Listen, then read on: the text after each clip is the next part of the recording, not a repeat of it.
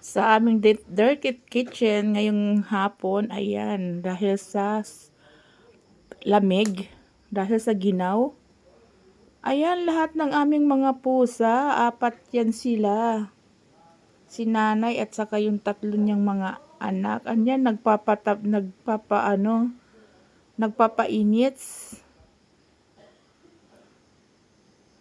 Yan, ganito lang ang buhay ko ngayon dito sa bukid. Ito kami nagsasaing palagi sa aming dapog.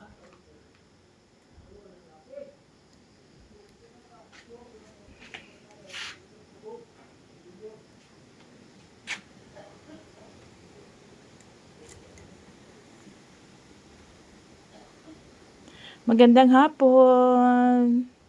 Galing kami kanina sa bukid doon sa kabila. Doon kami maghapon, doon kami nag-lunch. Tapos may native chicken doon. Nag-ihaw yung nagkata yung tiyuhin namin. And then, yun, nag-enjoy lang kami.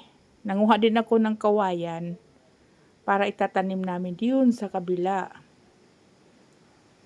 Yan. Bye.